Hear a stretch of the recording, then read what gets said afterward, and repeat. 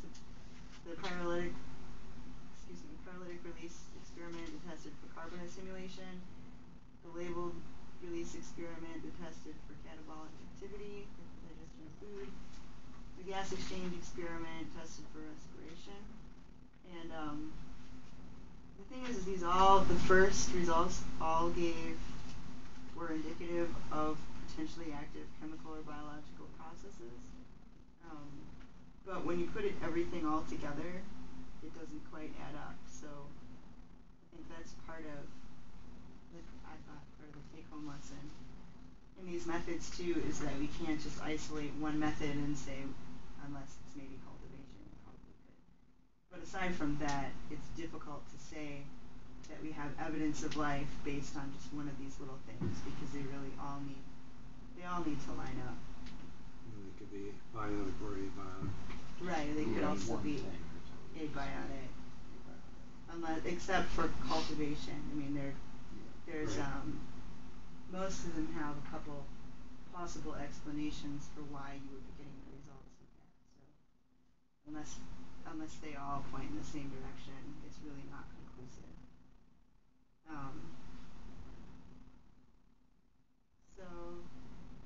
Right, and like with the Viking example, they found that they had highly reactive peroxides in the Martian soil, which sort of skewed their results into initially having the appearance of being evidence for biosignatures. So you can also look for the detection of chemical signatures and biomarkers. Just overall view on that, it's kind of like looking for isotopic ratios, like looking for organic carbon 13 is going to be, biomass is going to be, I think they said is going to be increasingly negative if it has biogenic origin compared to if it's not. So it's another sort of roundabout way where you may not be able to find like an actual fossil, an actual piece of DNA, you can find sort of secondary evidence. And then there's even more indirect fingerprints of life, which could be like banded iron formations or reefs, or like we talked about on Tuesday, those hematite structures that were indicative of biogenic activity. And also the hydrosphere and atmospheric cycles, like the water and carbon cycle, have been tied into life cycles as well. So that's the methods. I think that, in my opinion, that was by far the most interesting part of this whole section.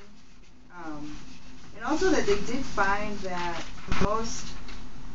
the essential major elements that make up biological matter were present on the surface of Mars as well. So it's sort of it's not proof or evidence of anything, but other than suggesting that it's worth continuing to look into. And overall, we sort of sum it up saying more information is needed. Not only, per usual, and not only more information is needed about Mars, but that we need to understand life on Earth a little bit better.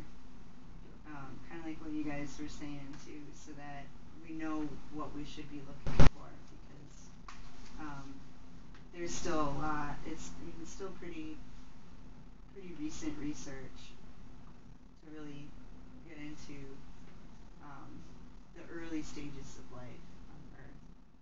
So if we can't understand that when it's like in our backyard, it's going to be a lot more challenging to understand it on Mars when we have such limited access to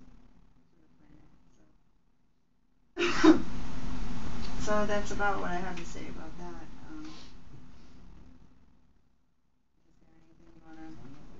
Stream a file from it. What do you see? Like a couple months ago or something, there was some NASA-funded researcher who was doing research on really extremophile life and got some bacteria to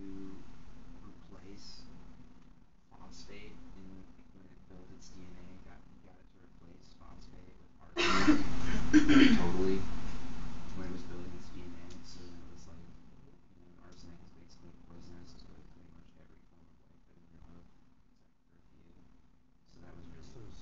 So So it's that was a oxygen. really interesting, yeah, Yeah, oxygen. it's Super combustible. But yeah, I thought that was really interesting because it's like, oh, if, well, life can easily, replace phosphate with arsenic, and it's like, it just branches life out even more into crazier and crazier realms. Sure. Yeah. Sure. Well, I think that's Yeah. that's sort of the point, is that that's like there's life as we know it, but Also, conditions, life that we don't know of. right? When conditions Fully are unexpected. different, it's gonna, Life like, will life wants to continue. exist, that Exactly. It not wants to to live. It wants not to to personify. Life Must will be find a way. to do that. Life will find a way. It totally will. Quoting Jurassic Park. It's on all kinds of movies. Got That movie movies, is movie quotes in there. Do you guys Will want to find take a like way. a quick break? Yeah, Oh sure. my Yeah. god. 5 minute Yep. bathroom cigarette break. Great. Adam, did you really smoke like 4 cigarettes? For you, actually. We're all gonna. You can't say it 8 billion times. It's so. Are we good? Rolling. Yes. All right. Well, we got another paper by a farmer of some sort. And some other dude. Jack Farmer. So this is a year after the '98 paper from Team Hellas. Basically, this is a guide searching for life on Mars in terms of environments, processes that would help, as well as affect life that could have been there. And kind of one of the main points in terms of diagenesis was that the early mineralization that goes on in diagenesis entombs microorganisms, stabilizes the morphology, and secures the chemical biosignatures that the organisms left. So for that reason, a lot of this involves spring systems that could be potential mineralizing environments, um, arid marine shorelines, which are like saline alkaline environments. There are crusts and subsoil hard pans, which we'll get into what those are, as well as paraglacial environments. So, like everyone else's papers, they kind of start talking about Earth's microbial life to start out with. So I'm sure you guys have had enough of that, and we'll just skip it. Yeah, we'll talk about like the processes by which you can, preserve microbial life, so microbial fossilization. And pretty much break it up into 2 categories. Either it's preserved by detrital sediments, actual like refractory stuff, rapidly burying all your microbes, and then, they're preserved that way. Or they're entombed in the accumulation of chemical sediments, so like carbonates or evaporites. They can get entombed in these, they crystallize. Yeah, so a lot of the time, what you have is not actual body parts or parts of the organism. You just have a geochemical signature, which is usually like carbon isotope fluctuation that you notice. Um, Yeah, obviously the microbe itself is going to break down You guys stuff. remember what the isotope fluctuation is? It's enriched in, I think it'd be like light carbon, obviously, because it's easier, it's lighter, so it's easier to work with. So life preferentially, uses the light carbon. So yeah, so you're gonna see, like a light carbon influx. And this get like kind of like when they're preserved and then you get buried, so you kind of go through some early diagenesis and stuff. You're gonna lose a lot of the volatiles, so then it's preferentially just enriched in the carbon. You can still see some of the structures are still present. Carbon 12, you mean? Is that what you mean? yeah. Yeah. Versus carbon 13. things that was kinda interesting is that over 99% of the organic carbon fixed by organisms is recycled before it can even enter the sedimentary record. Um, but still, the most abundant fossil evidence on Earth is the enormous reduced organic carbon reservoir preserved within sedimentary rocks. Yeah, I'm sure it's huge. I guess huge deposits. It's pretty much all microbial life. So the next thing it kind of went over was destructive processes, which greatly affect your preservation of any organic life. So those are obviously diagenesis, burial, and metamorphism. We talked a bit about kerogens, which are the leftover refractory materials. Yeah, so like you get your burial and temperatures. We talked about it. What kind of reaches temperatures around 80 degrees C. Very complex organic compounds. They break down and get your all the volatile elements leave, and then you're just left with all your refractory elements, which form these kerogens. And as that process of burial continues, your kerogen species will increasingly lose volatile components, becoming more enriched in long-chain, heavily cross-linked polymers. Yeah, just your more stable stuff.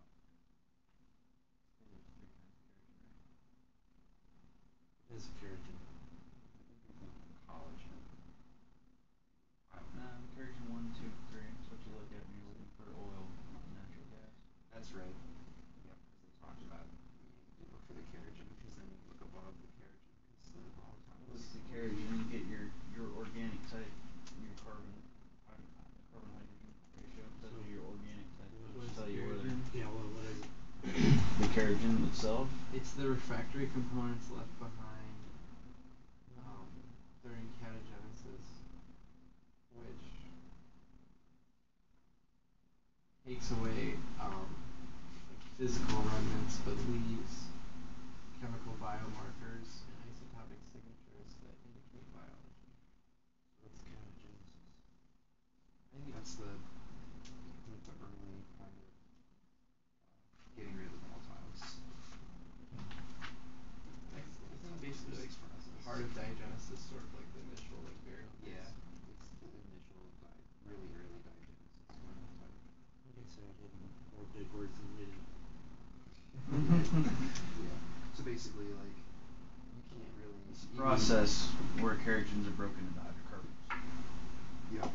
Yeah, you get rid of your volatiles and those make your hydrocarbons.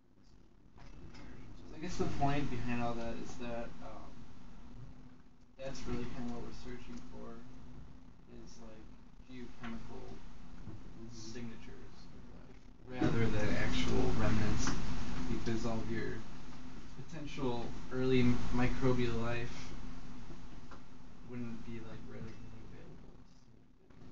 And obviously you can't even go into like low grade metamorphism, because as soon as you hit like the first stage of metamorphism, you lose pretty much all of your chemical signatures and any evidence of life. So you have to find yeah, you have this really tiny window to find your evidence of life in.